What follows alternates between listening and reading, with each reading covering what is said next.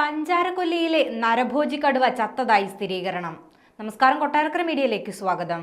വയനാട് മാനന്തവാടി പഞ്ചാരക്കൊല്ലിയിൽ ജനങ്ങളെ ഭീതിയിലാഴ്ത്തിയ നരഭോജി കടുവ ചത്തു. രാധ എന്ന സ്ത്രീയെ കൊലപ്പെടുത്തി ഭക്ഷിച്ച നരഭോജി കടുവ തന്നെയാണ് ചത്തതെന്നാണ് പ്രാഥമിക നിഗമനം. കടുവ ചത്ത വിവരം വനംവകുപ്പ് സ്ഥിരീകരിച്ചു. ഓപ്പറേഷനിടയിൽ ദൗത്യസംഘമാണ് ചത്ത നിലയിൽ കടുവയെ കണ്ടെത്തിയത്. കാൽപാദം പിന്തുടർന്ന ദൗത്യസംഘമാണ് ചത്ത നിലയിൽ കടുവയെ കണ്ടെത്തിയത്. ഓപ്പറേഷനിടയിൽ കാൽപാദം പിന്തുടർന്ന ദൗത്യസംഘമാണ് ചത്ത നിലയിൽ കടുവയെ കണ്ടെത്തിയത്. കടുവയുടെ ശരീരത്തിൽ ആഴത്തിലുള്ള മുറിവുകളുണ്ടെന്ന് അധികൃതർ സ്ഥിരീകരിച്ചു. രാധയുടെ കൊലയ്ക്ക് ശേഷം വലിയ ജനകീയ പ്രതിഷേധങ്ങൾക്കും തിരച്ചിലിനും വിവാദങ്ങൾക്കും ഒടുവിലാണ് 4-ാം നാൾ പഞ്ചാരക്കൊല്ലിയെ വിറപ്പിച്ച കടുവയുടെ മൃതദേഹം ലഭിക്കുന്നത്. ദൗത്യസംഘത്തിന്റെ നൈറ്റ് പട്രോളിംഗിനിടെ ഇന്ന് പുലർച്ചെ 2:30-യോടെയാണ് കടുവയെ ചത്ത നിലയിൽ കണ്ടെത്തിയത്. അതേസമയം കടുവയുടെ മരണകാരണം അറിയാൻ വിശദമായ പോസ്റ്റ്മോർട്ടം വേണ്ടിവരുമെന്ന് വനംവകുപ്പ് അറിയിച്ചു.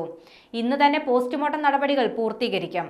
കടുവയുടെ ദേഹത്ത് ആഴത്തിലുള്ള മുറിവുകൾ ഉണ്ടെന്നാണ് പ്രാഥമിക പരിശോധനയിൽ കണ്ടെത്തിയത്.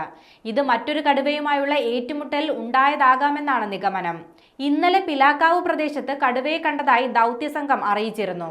ഇന്ന് കടുവയുടെ കാൽപ്പാട് കണ്ട് പരിശോധിച്ചപ്പോഴാണ് ഉദ്യോഗസ്ഥർ കടുവ ചത്തുകിടക്കുന്നതായി കണ്ടത്. കടുവയുടെ ദേഹത്തെ വരകൾ പരിശോധിച്ച് ചത്തത് നരഭോജി കടുവ തന്നെയാണെന്ന് ഉറപ്പിച്ചിട്ടുണ്ട്. പഞ്ചാരക്കൊല്ലിയിലാകെ ആശങ്ക പരത്തിയ കടുവയെ കണ്ടെത്തി കൊല്ലാൻ 10 സംഘങ്ങളെയാണ് നിയോഗിച്ചിരുന്നത്. നിലവിൽ ചത്ത കടുവയെ ബേസ് ക്യാമ്പിലേക്ക് എത്തിച്ചിരിക്കുകയാണ്. അതേസമയം കടുവയുടെ സാന്നിധ്യമുള്ളതിനാൽ മാനന്തവാടിയിലെ വിവിധയിടങ്ങളിൽ കർഫ്യൂ പ്രഖ്യാപിച്ചിരുന്നു.